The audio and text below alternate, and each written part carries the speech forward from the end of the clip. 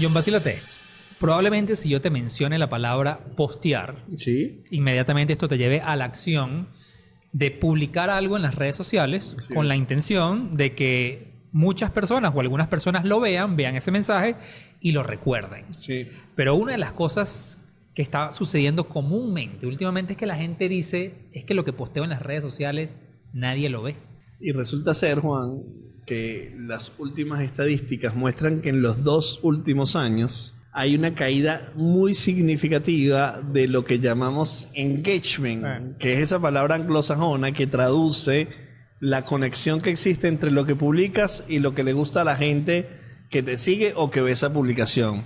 Y Facebook e Instagram, como grandes plataformas, han reflejado una caída muy significativa del engagement de hace 2 años a estos 2 años. Estamos hablando de caídas dramáticas, John. Sí. Pero dramáticas, porque yo recuerdo que hasta el año pasado, en ese momento donde, inclusive 2020, estábamos hablando, que son los momentos donde la gente estuvo más conectada desde su casa, estábamos hablando de engagement que habían caído hasta niveles de 2 y 3%. Pero reportes del año pasado, reportes súper actuales, hablan que ya plataformas como Facebook, Instagram, tienen engagement de menos de 0.5%. O sea, Sí. 0.5, 0.00 y pico por ciento. Y no hablemos del engagement de Twitter, que suele ser más bajo, y probablemente TikTok sí tiene un mejor engagement ahorita porque está en un mejor momento. Pero hay una contraposición, Juan, de esto. Porque pareciera ser entonces que empiezan a dejar de ser efectivas las redes sociales. Pero la data... Eso es lo que te diría la lógica, sí. La data nos dice que crecen los usuarios. Hoy día, en el momento que estamos hablando de esto, podemos estar pensando que en Venezuela hay cerca de 14 millones de usuarios de redes sociales. Y además que le están dedicando más tiempo a las redes sociales. Más o menos podemos pensar que estamos alrededor de 80 minutos promedio adulto conectado a las redes sociales. Es decir, crece la conexión y crece la atención. Pero crecen los niveles de engagement. Entonces tenemos más gente más pendiente de las redes sociales, pero con menos eficiencia en los contenidos que publica la gente. Claro, eso es como hiper contradictorio, porque sobre todo el tema que a mí más me llama la atención es el crecimiento de la atencionalidad. Porque tú dices, ya va, espérate un pero. El comentario o el sentimiento general de las personas es que yo publico algo y nadie lo ve. Pero tú como usuario estás pasando más tiempo consumiendo contenido. Y viendo muchas cosas. Entonces, lo que nos lleva a pensar es que lo que puede estar transformándose profundamente es la lógica y la manera en que se deben postear o que se deben crear contenidos. Ok, antes de pensar en esa lógica, la primera pregunta es, ¿qué busca la gente en redes sociales? ¿Qué es lo que le interesa a la gente en redes sociales? Como entender qué es lo que quieren, qué es lo que le están demandando a las plataformas hoy en día. Y ahí hay como una básica que es, a nivel global, lo primero que buscan, o sea, en general entretenimiento. Sí. Pero lo primero que buscan son noticias. Es increíble porque no necesariamente las noticias entran dentro de la categoría entretenimiento. Pero si tú le preguntas en general a las personas qué es lo que... para que más usan las redes sociales, te van a decir para estar enterados, para enterarse. Entonces, noticias y news. Sí. Y lo segundo, ya se empieza a ser entretenimiento puro y duro, y donde el humor tiene un rol muy importante. Luego hay otras variables. O sea, por ejemplo, aquí veo encontrar contenido divertido, Sí. ocuparse en el tiempo libre, y el gran driver que es mantenerse en contacto con las personas, es decir, Sigue la siendo mensajería. importante, sí. La mensajería es muy clave, ¿no? Sí. Yo creo que eso, cuando lo ves de manera inmediata, lo que te dice es que la gente no quiere que le vendas por redes sociales. O sea, la gente no quiere que en las redes sociales le vendas, pero de manera frontal. Que yo creo que ahí hay una pequeña gran diferencia. Porque la gente, si uno ve esta lista de cosas que la gente sí hace en redes sociales, la gente busca información de productos. O sea, la gente está interesada en utilizar las opiniones de las personas o ver las marcas en las redes sociales, pero yo no quiero que me estés vendiendo e invadiendo mi espacio de entretenimiento de manera frontal. Y eso es cuando estamos hablando de venta, estamos hablando de venta de ideología, De todo, productos. de todo, no me vendas nada. O sea, vuelvo, insisto, yo voy a las redes sociales a informarme, a entretenerme, a socializar, a investigar, pero no me vendas de una manera tan burda y dura, que a mí, esto es una opinión muy personal y lo he dicho varias veces, por ejemplo, en el caso de Instagram, Bueno, estoy podrido de Instagram. yo siento que Podrido. Instagram se convirtió en una quincalla digital. Totalmente. O sea, ahí tú lo que haces es de 10 posts que ves, 8 son publicidad, pero publicidad de compra ya un 40% de descuento. Ni siquiera, o sea, ya no es sutil, ya no es inteligente. Yo siento que ya es lo que empieza, o veíamos antes en los medios tradicionales, que son Ya. muy invasivos. Y ahí empieza a ver tal vez un poco las diferencias que tenemos en las redes, ¿no? Porque si nosotros ocupamos ese espacio, claramente de lo que decíamos que es importante, que es la información, bueno, en todas las redes te puedes mantener informado, pero por ejemplo Twitter tiene como más esa expresión de información, pero Twitter es un nicho muy pequeño de los usuarios de la población que Muy utilizan pequeño, las sí, muy herramientas. O sea, pequeño. si nosotros estamos hablando que en Venezuela hay 14 millones de personas, podríamos decir que Twitter lo están usando una cerca de 3 millones de personas. Cuando mucho, sí. Entonces, eso significa que no es solamente Twitter la que se utiliza para información, pero Instagram, por ejemplo, que tampoco es la más masiva, sigue siendo Facebook la más masiva, que la pueden estar usando unos 5 o 6 millones de personas, es tal vez la plataforma donde la gente más se entretiene, pero también se informa, pero tal vez donde más está saturada de contenidos no queridos.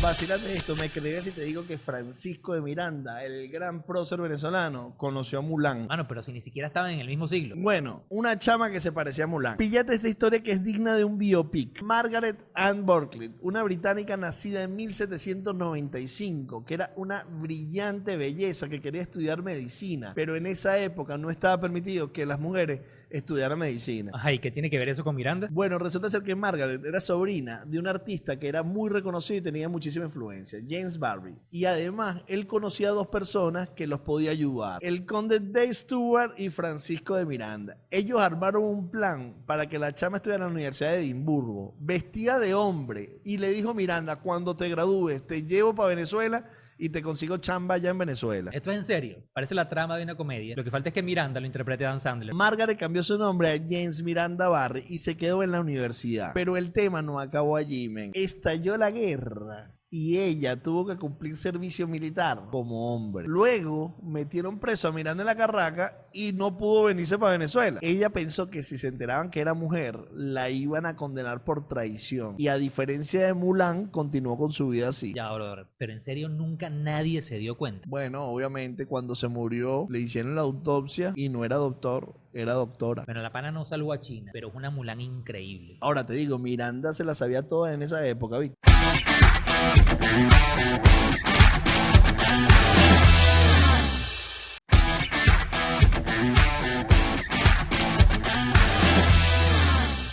Pero esos TikTok que viene por allí con unos tal vez 4 millones de personas, 5 millones de personas, es donde la gente dice, mira, ahí es donde yo realmente me estoy divirtiendo, me estoy entreteniendo, y aquí viene tal vez, Juan, el primer gran cambio significativo de lo que estamos hablando, que es lo hiper audiovisual en video que se volvieron todas las plataformas. Tanto sí que yo consideraría, utilizando este término que es tan famoso en las redes sociales, que es como un red flag.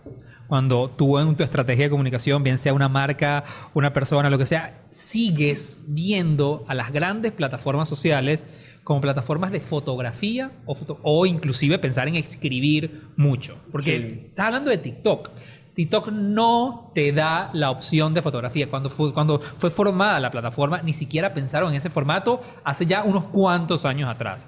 Y hoy en día vemos cómo plataformas como Instagram le están dando hiper importancia al tema del video, viendo como resultado lo que está sucediendo en plataformas como TikTok. Es decir, la fotografía y el texto son formatos que hoy en día, porque recuerda lo que estamos hablando, que está demandando la gente en las redes sociales para dedicarle su atención. Pensar en formatos de fotografía y texto no serían las principales opciones. Eso quiere decir que no se publiquen más fotos.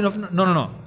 Pero realmente entiende que donde le están dando el impulso, y aquí hay una palabra que yo odio, pero que yo siempre hay que decir, algorítmicamente hablando, los algoritmos toman más en cuenta hoy en día los formatos audiovisuales que los estáticos. Eso es una realidad. Hay un dato que es revelador, que es que el 82% del tráfico en Internet es video. El video. Y estamos hablando del tráfico de Internet. Y luego, obviamente, cuando estamos pensando en streaming, en Twitch, en plataformas emergentes, todo es video. Sí, todo va Entonces, para allá. lo que primero que podríamos concluir, entonces, que hay una transformación significativa en las redes sociales, donde el liderazgo lo está impulsando plataformas como TikTok y plataformas como Instagram, y las dos herramientas, tanto de Instagram como de TikTok, que más funcionan son video, por lo cual el lenguaje de mayor consumo de entretenimiento, humor e información que vamos a tener en las plataformas sociales digitales es el video. Pero aquí te tiro otro dato importantísimo. Tú dices, ok, chévere, video, ok.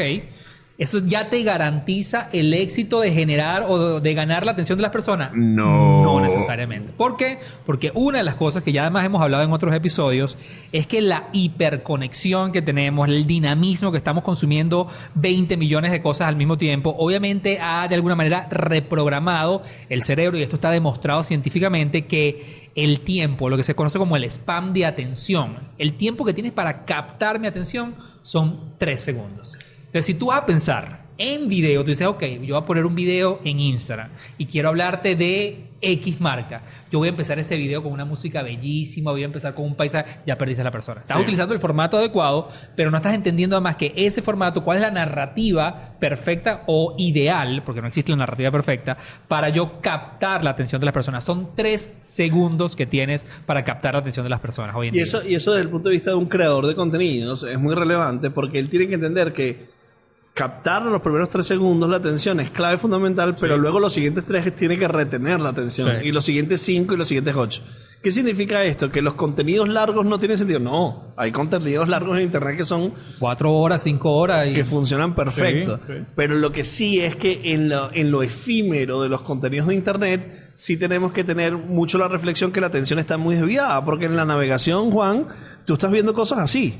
Y tienes 2 segundos rapidito para captarla y retenerla, para darle a esa cabeza el próximo paso, que es descubrir algo nuevo, y la ansiedad que te genera y el FOMO, el miedo a perderte algo, que es lo que viene siguiente. Pero yo quisiera hacer una incisión en el tema de la atención, porque creo que es súper relevante que le demos la importancia a la atención como la gran moneda transaccional. O sea, todo lo que estamos haciendo hoy día, desde este podcast hasta cualquier contenido, lo que pretende es que alguien lo esté viendo. Lo que pretende es que alguien le esté prestando atención, sea el volumen que sea. Y la moneda de cambio que nosotros queremos es generar este contenido para que una persona nos dé su atención. Es decir, la atención es la clave de la televisión, la radio, la valla, el TikTok, Instagram, YouTube. Cualquier plataforma lo que está buscando es la atención. Es decir, es la moneda de cambio. La atención es la clave fundamental, porque en la atención es donde están los mensajes. En los mensajes es donde está o la educación, o la manipulación, o la publicidad. Y es donde está la comercialización y la monetización. Claro, pero entonces, si tú entiendes ese punto realmente a profundidad, yo no sé si a ti te ha pasado. Hay veces que yo estoy navegando y me detengo a ver un video, me detengo a ver una pieza, lo que sea, y siento que perdí mi tiempo. Yo tomé la decisión consciente de darte mi atención, de dedicarte mi tiempo entre las millones de opciones que hay hoy en día. Y siento que ese tiempo fue desperdiciado. Tal cual cuando vas a un restaurante que te hiciste el esfuerzo. O cuando estás a dieta y tú dices, ok, voy con mi cheat meal, y tú pruebas ese desastre y dices, ok, tiré todo a la basura. Esa misma sensación pasa hoy en día cuando las personas deciden dedicarle tiempo a tu contenido y no reciben esa gratificación. Entonces yo creo que aquí también hay un punto súper interesante en decir, ok, pero ¿cuáles son esos temas muy relevantes que están hoy en día en la palestra o en el abanico de opciones para no solamente captar la atención de las personas en esos primeros 3 segundos, sino cómo retener la atención? Y otra de las cosas que estamos viendo mucho en las redes sociales, y hace poco leía una entrevista de uno de los CEOs, creo el CEO para Asia de Procter & Gamble, que él decía, nosotros ya entendimos que de nuestras marcas no tenemos otra opción sino ser relevantes en las plataformas sociales. Y la manera en que muchas de las marcas de Procter han encontrado ese espacio o esa oportunidad de ser relevantes es dejar de hablar de nuestras marcas o nuestras preocupaciones como marca y comenzar a entender que las nuevas generaciones o las audiencias en las plataformas están demandando que las marcas tomen una posición sobre lo que hoy en día son considerados problemas sociales, que temas climáticos, temas políticos, temas inclusivos, problemas reales del mundo. Son lo que las personas o los usuarios le están comenzando a demandar, y esto muy específico hablando hacia las marcas, que son los temas que a mí me interesan y no los problemas o los temas que a ti como marca te interesan necesariamente. Y luego, pensando desde los creadores de contenido, lo que es sensible al entorno es lo que capta la atención. Es decir, cuando tú ves los podcasts que son más relevantes, o los web shows que son más relevantes, o las series de televisión Abordan que son más eso, relevantes, sí. abordan igual los intereses cercanos y las preocupaciones y los grandes temas que a los seres humanos nos preocupan. Entonces, coherente Buen punto. con lo que está pasando. O sea, no Buen punto. necesariamente es una necesidad que tiene una red social, sino cuando tú ves, por ejemplo, que ganó Cannes, el Festival de Cannes de Cine, tiene que ver con las películas que Buen están tocando punto. la sensibilidad humana, la preocupación humana actual, Sí. que tiene que ver con los conflictos, con la vida, con la guerra, con todos estos elementos. Yo creo que...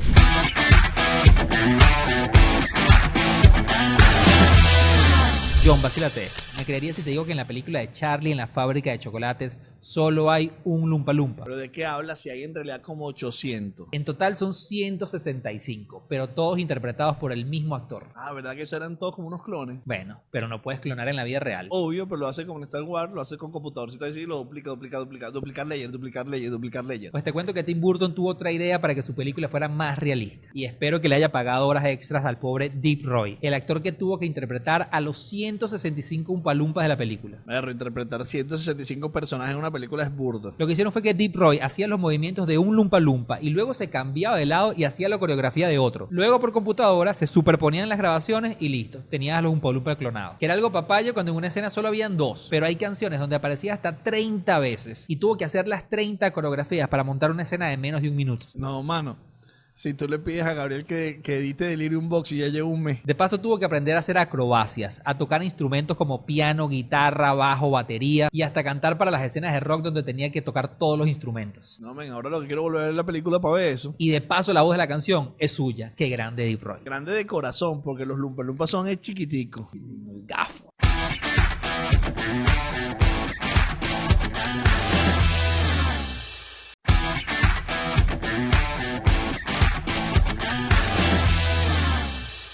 Uno de los youtubers, o el youtuber más grande del mundo que existe hoy en día, que es MrBeast, a la semana pasada, en una entrevista, lo invitaron a un podcast, y una de las cosas que él decía es, pana, contrario a lo que yo acabo de hacer, dejen de hablar del algoritmo.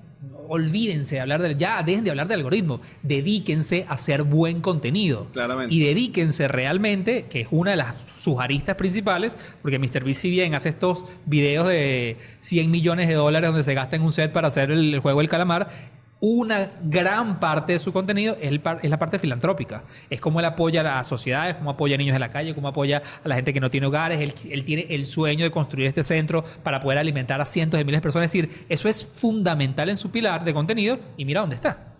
¿Sabes que hay sobre esto una evolución significativa de que es cómo MrBeast agrega valor o cómo los creadores agregan valor? Y sobre esto de agregar valor, vemos que las herramientas a su vez se están preocupando por algo que es un transformador de lo que veíamos antes en las redes sociales a lo que vemos ahora.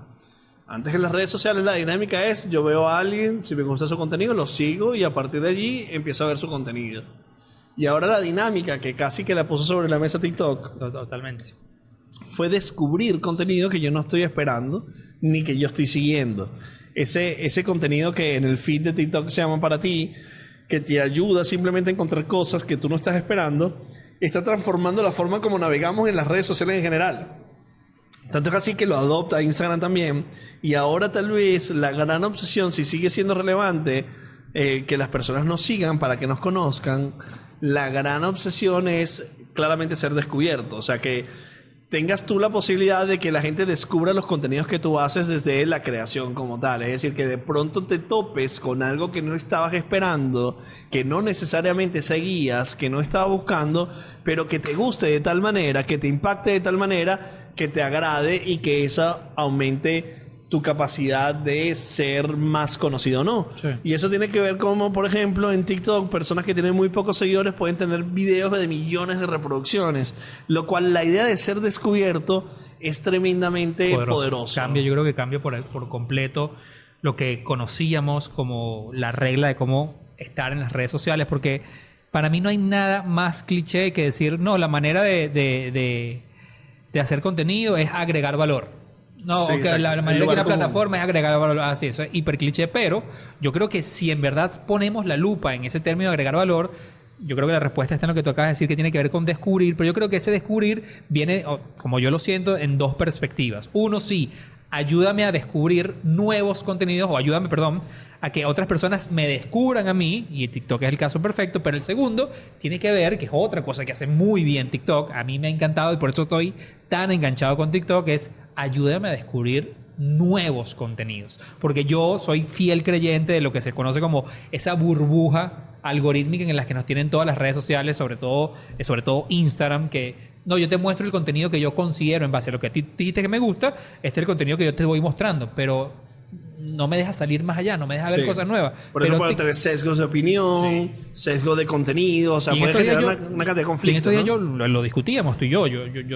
Yo he leído varias cosas que me han llamado mucho la atención, que dicen que sí, el algoritmo de TikTok te muestra constantemente cosas que el algoritmo considera que te interesa. Si en este momento estás viendo mucho fútbol, te va a salir mucho fútbol. Pero también una de las cosas que hace este algoritmo es que te tira de vez en cuando cosas que no tienen nada que ver con los gustos tuyos para él cada vez ver si esto te interesa o no te interesa. Entonces, Es creo como que olfatear. déjame tantearte para decir algo que nunca en la vida te hubiera mostrado otra plataforma, TikTok sí te la va a mostrar. Juan, pero ¿sabes qué me pasa? Y esto está documentado y yo lo siento en mi navegación, que de pronto estoy... o sea, es muy común escuchar que la gente dice, mira, si en la noche meterse a ver TikTok es peligrosísimo.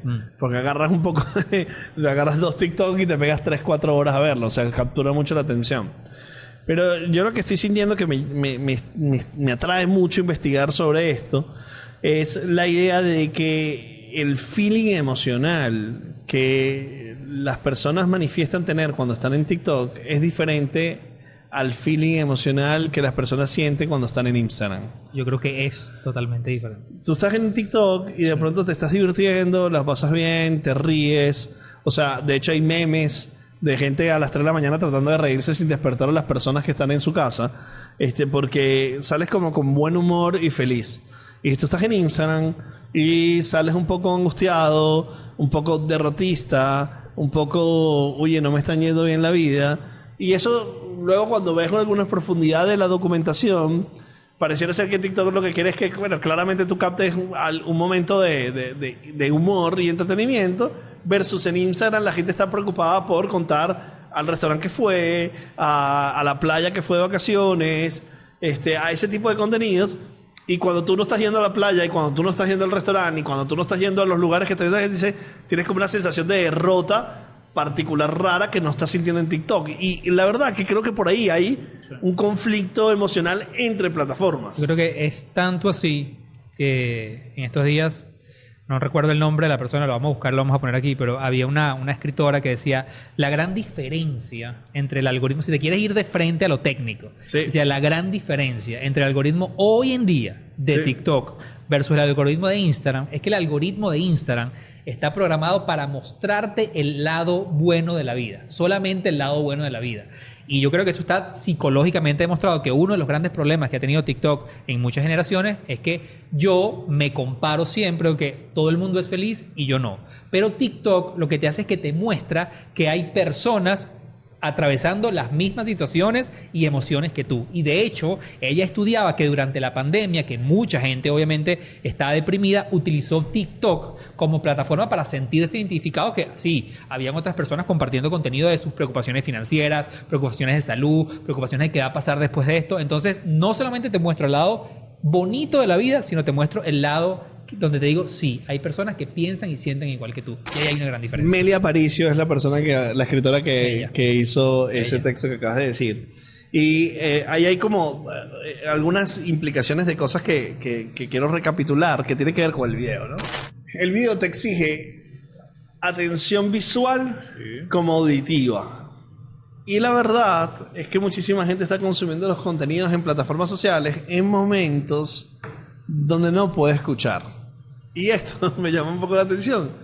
Porque es muy común ver los videos sin audio. Sí. Y Por obviamente... default están sin audio. Se por reproducen sin audio. Claro, y hay un esfuerzo muy importante de parte de creadores, marcas o gente que hace contenidos de hacer un esfuerzo importante por el audio. El otro día yo leía que los datos son increíbles, Juan. Estamos hablando de 60 y 70% de reproducciones que son sin audio. Pero entonces empezamos a ver cómo las plataformas entienden esto y empiezan a agregarle soluciones inmediatas a ello. Y es la capacidad de agregarle subtítulos a los videos, y cada vez uno ve mucho más cómo eso está presente. Es decir, yo te hago el video, si tú lo puedes escuchar bien, pero si no lo puedes escuchar, yo te voy a dar subtítulos, no para traducirte al idioma que estás escuchando, sino de español a español o de inglés a inglés, entendiendo que tú estás viendo el video, pero no lo estás escuchando, pero para que pueda ser coherente la imagen con lo que se está diciendo.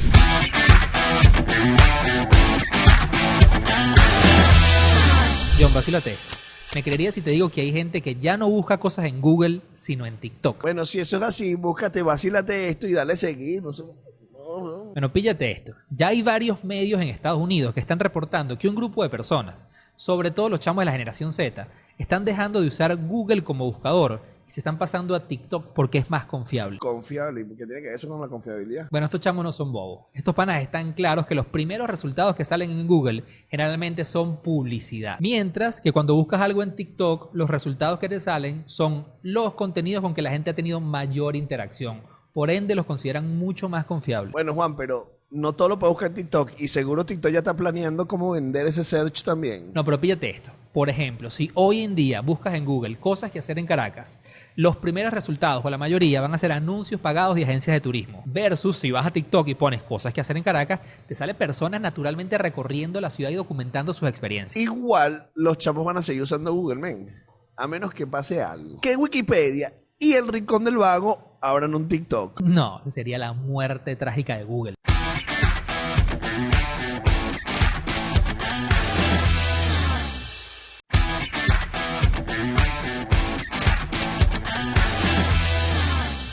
Que ya es automático, o sea, ya es una herramienta automática que nuevamente yo creo que es el entendimiento de las plataformas en decir no solamente cómo llamamos la atención de las personas, sino cómo las retenemos. Porque a mí otra de las cosas, siguiendo construyendo en esta discusión de los videos, yo creo que cuando piensa en el formato video hay que entender, sí, ya yo entiendo que el video como formato bien usado genera más interacción y posiblemente retenga mejor el tiempo. Pero otra de las cosas que está sucediendo dentro de las plataformas es que los videos hoy en día en plataformas como TikTok, y ya lo empiezas a ver en Instagram, tienen mayor tiempo de exposición. ¿Qué significa eso? No sé si te ha pasado. De repente te sale un video en TikTok, en TikTok suele suceder muy frecuentemente, ves un video que te llama muchísimo la atención y cuando vas a la cuenta de TikTok, que por cierto TikTok resolvió uno de los grandes problemas que para mí tenía como plataforma. Esto es un gran paréntesis que no sé si te ha pasado. Tú veías un video en TikTok, te metías en la cuenta y no lo encontrabas. Decías, quiero ver la segunda parte. Terrible. Bueno, ahora viste que agregaron un botón que le das directamente y te lleva al video donde está y ya lo puedes ver. Bueno, una de las cosas que TikTok está haciendo es que tú pones el video y ese video posiblemente se lo muestra a alguien dentro de 6 meses. Es decir, el tiempo de exposición que le da la plataforma al video es mucho más largo. Versus un Instagram, que lo que solía hacer Instagram es que se lo mostraba a algunas personas. Y en 48 muere. Y en las 48 horas está muerto y ya más nadie se los muestra. En TikTok es muy frecuentemente ver videos que fueron publicados hace meses atrás, porque nuevamente ellos están explorando qué nuevo tipo de audiencias yo puedo descubrir con estas piezas. Eso que acabas de comentar de lo que arregló TikTok me hace pensar lo relevante y clave que es escuchar a las personas. O sea, una de las grandes diferencias que trajo los entornos digitales a los medios que conocíamos tradicionales es la capacidad de interacción.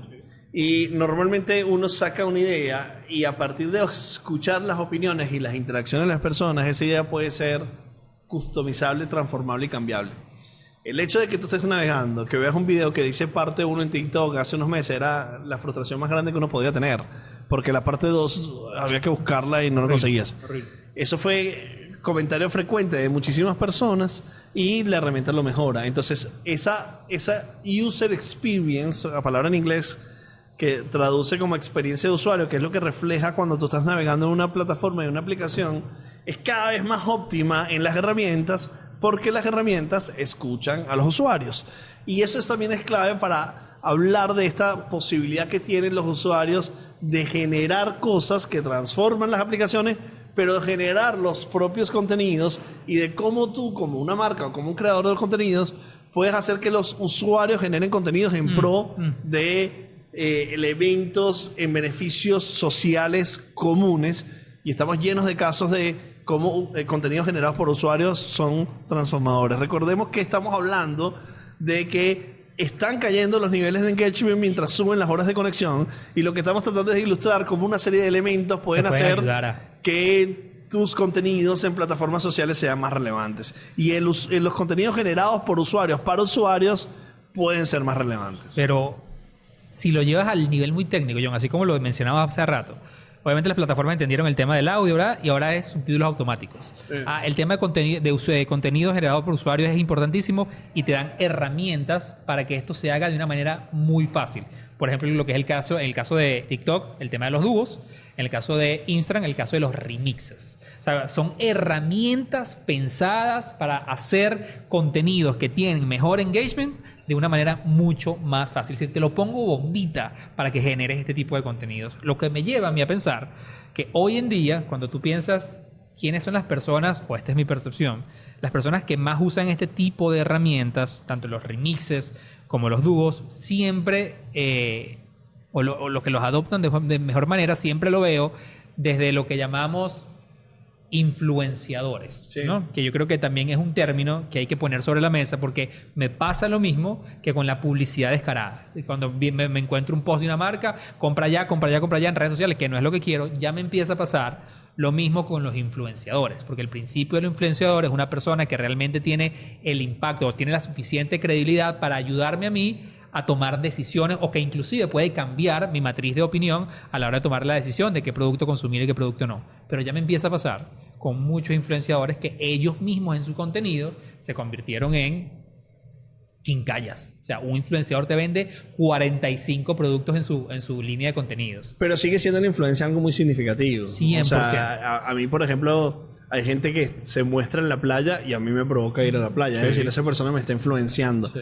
Recientemente, una compañera de trabajo estaba en Mérida y yo quise estar en Mérida en el pico recibiendo nieve. Es decir, no está necesariamente vendiéndome un producto, claro, pero esa experiencia me genera el deseo y me ayuda a tomar la decisión de decir, quiero ir para Mérida. Claro, pero en ese momento tú lo que estás viendo es un estilo de vida, y esa es la reflexión que yo quiero hacer sobre el uso de los influenciadores hoy en día, porque una de las cosas que estamos viendo, que está sucediendo cada vez más frecuente, y es el modelo que particularmente a mí me funciona, cuando digo a mí me funciona es que tiene el efecto de influencia sobre mí, es cuando tú ves marcas que empiezan a construir relaciones a largo plazo con los influenciadores, porque eso lo hace, yo creo que le agrega 3 variables muy poderosas. Lo hace mucho más creíble, lo hace mucho más honesto y además es más constante. Sí. Es decir, cuando la marca realmente es partícipe de la vida de la persona. Porque ¿qué sabes tú de los influenciadores, creadores de contenido, el nombre que le quieras poner?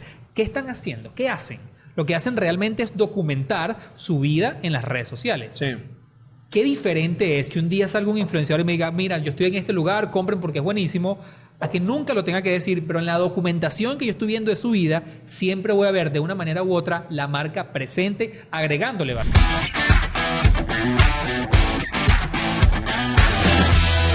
Yo, vacílate esto. Me creería si te digo que TikTok te conoce mejor que tú mismo. Bueno, te voy a decir, más de una vez yo he sentido que me lee la mente, bicho. Bueno, ya eso se está convirtiendo en una frase muy popular. Lo que sucede es que el algoritmo de TikTok funciona muy diferente a plataformas como YouTube, Instagram o Twitter, que básicamente te muestran contenido basado en los likes que tú le has dado, la gente que sigues, etc. Pero en el caso de TikTok, el algoritmo funciona mostrándote contenido en el cual has pasado mucho más tiempo viendo. Ya va. ¿Y eso qué significa? Bueno, supongamos que te gusta mucho la música y pasas mucho tiempo viendo este tipo de contenido, el algoritmo te va a mostrar más de esto. Aquí lo que importa es el tiempo, no si le das like o follow. O sea que... Pues tal cual, que no puedes engañar al algoritmo. No importa si no le diste like o follow a ese video, pero si te quedaste viéndolo, que sabes de qué video te estoy hablando, te van a salir siempre. Ah, tú estás hablando de los videos de comida. Yo que estoy intentando hacer dieta y a mí lo que me sale es el video de comida.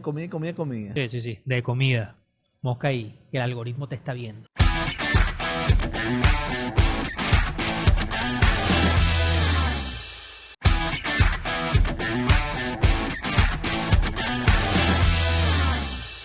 Agregándole valor. Porque si no es como que me quieres engañar vendiéndome algo, pero exacto. Sí. Ahí de todo esto que estamos diciendo, porque como como esto tiene tantas aristas y posibles contradicciones, a mí me llama la atención algo. Hace unos momentos hablamos de la atención de 3 segundos Sí.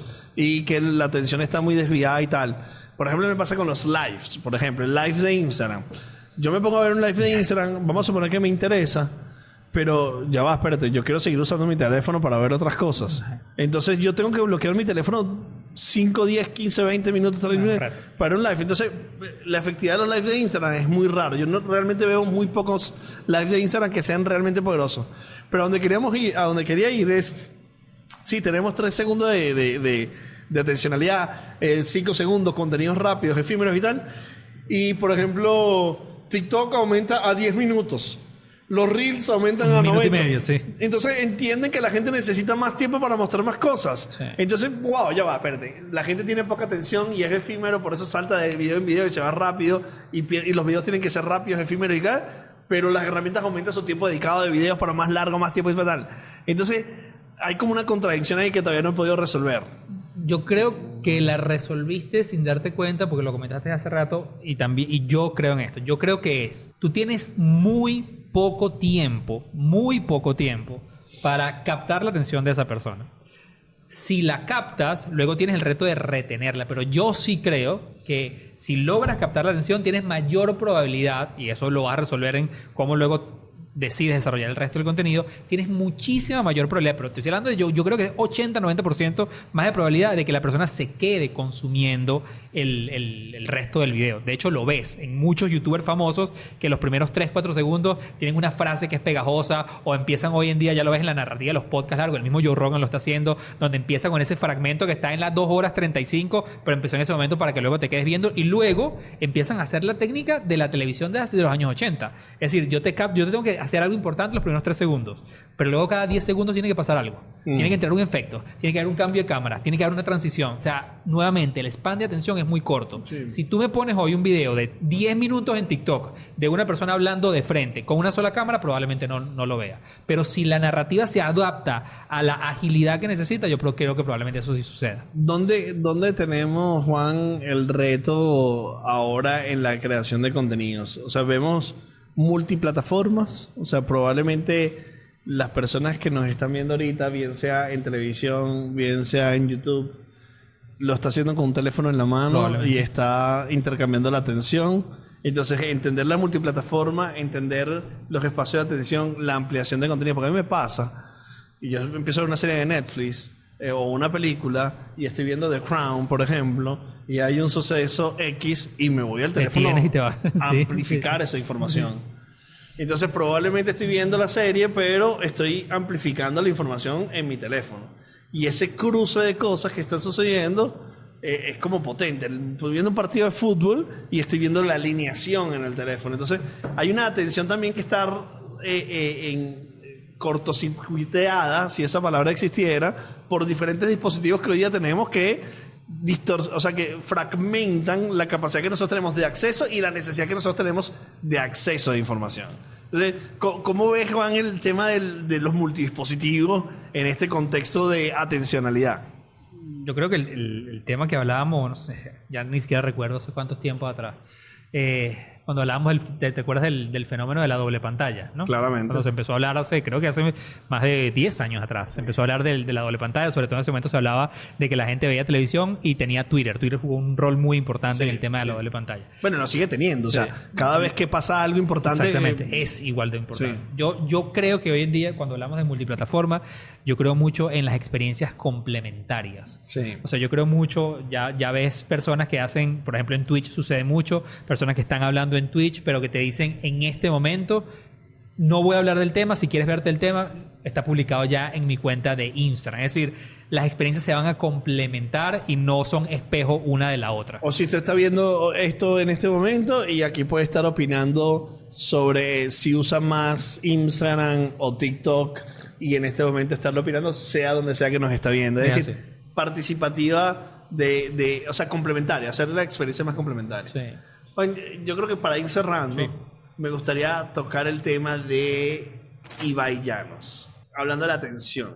Ibai Llanos, sabes por dónde vengo seguro, pero Obviamente. para contarle a las personas que nos ven, recientemente, en días pasados, hizo la velada del año. Sí.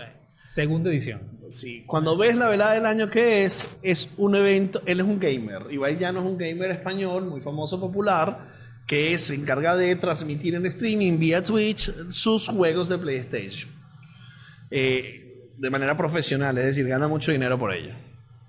Pero él saca del PlayStation o de la consola o de la computadora el juego y lo lleva a un evento y transmite ese evento en contenidos. Estamos hablando de 5 horas de transmisión con una media de 2 millones de personas, Y con pico de picos 3, de 3 millones. Pero a mí lo que más me sorprende, que todo me sorprende porque es magnífico todo, a mí lo que me sorprende es que es boxeo. No estamos hablando del deporte más popular de la vida. De hecho, es un deporte que tiene cierto rechazo en muchas comunidades, para muchas marcas, para muchos sectores, porque es un deporte que tiene violencia intrínseca.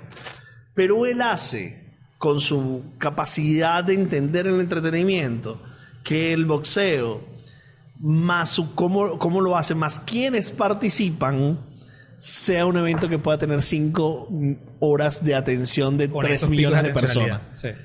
Aquí hay algo. Aquí hay algo que hay que entender. A ver, y aquí podemos nada más, yo creo que además quisiste cerrar con un tema con el cual podemos pasar Piquete negado. 8 horas hablando. Porque a ver, yo creo que hay muchos factores que influyeron en la velada. este hiper hito que acaba de lograr Ibai, además que ya tiene el récord de tener el pico más grande en plataformas de streams. Yo creo que tiene que ver obviamente con la credibilidad y el fandom realmente que él tiene en su comunidad, que de esto también lo hemos hablado mucho. Cuando tienes realmente una comunidad construida, tú puedes hoy hablar de naranjas y mañana puedes hablar de Japón, y las personas obviamente se van a interesar por estos temas porque ya estas personas están en el punto de que validan demasiado todos tus gustos y quieren ser parte de ese estilo de vida. Entonces, si hay personas que validan el estilo de vida de Ibai, Ibai va a hacer un evento de boxeo, la gente que no ve boxeo no va a estar pendiente de la pelea, sino va a estar pendiente de todo lo que va a suceder alrededor de ese evento en términos de entretenimiento. Pero aquí yo te voy a devolver la curva con algo importantísimo que yo creo que dijo Ibai, de verdad es demasiado inteligente. Hace rato decíamos que TikTok, una de las cosas que está haciendo bien es entender qué es lo que le está interesando a las personas para distribuir esos contenidos. Esta mañana yo hablaba con Salvador, uno de los guionistas de Vacílate Esto, y una de las reflexiones que hacíamos es que si tú te metes en TikTok hoy y ves un video que tiene 1 millón, 2 millones, 3 millones de reproducciones, probablemente te metas en el perfil de la persona y pueda que suceda que esa persona tiene 2.000 seguidores. Sí. Pero luego entonces te quedas con ese video de 4 millones de personas y esa persona estaba hablando de Simón Bolívar. Resulta que te vas a Simón Bolívar y empiezas a investigar Simón Bolívar y todos los videos de Simón Bolívar probablemente en ese momento tengan muchos niveles de views. Es decir, TikTok se dio cuenta que en este momento hay muchas personas interesadas en Simón Bolívar, por ende voy a distribuir e impulsar ese mejor contenido. Ibai no es gafo.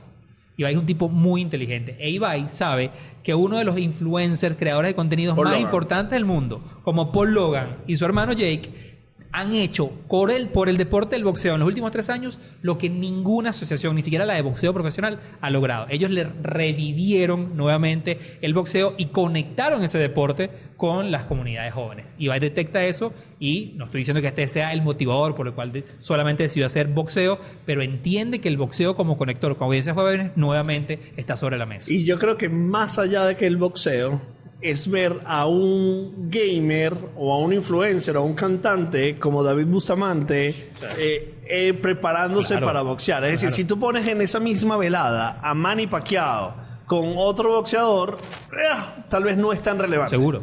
Entonces es la combinación de la idea del deporte, pero poner a personas que no practican el boxeo a ese reto. Y escoger el boxeo obviamente tiene que ver por la influencia del impacto que tuvo Paul Logan. Y eso se nos lleva a que todo es un remix. Sí. Todo es cambiar y evolucionar y aportar. Y combinación de variables. Porque hay muchas variables que se combinan. Nada más en estas, 40 minutos que tenemos hablando, hemos dicho cómo combinar muchísimas variables. No es solamente usar una. Es la combinación de todas ellas para garantizar o por lo menos tener mayor efectividad en lo que decíamos al principio. No solamente cómo retienes, sino cómo llamas, retienes y mantienes la atencionalidad de la gente. Si hay alguien en este momento que todavía está viendo esto, fue alguien que pudimos captar la atención y retener la atención. Yo soy John da Silva, @JohnSnacks en Mi Instagram. nombre es Juan Carlos Martínez, @JuanSofá en todas las redes. Y nos vemos en TikTok, papá. Llévatelo. Y en Televen también.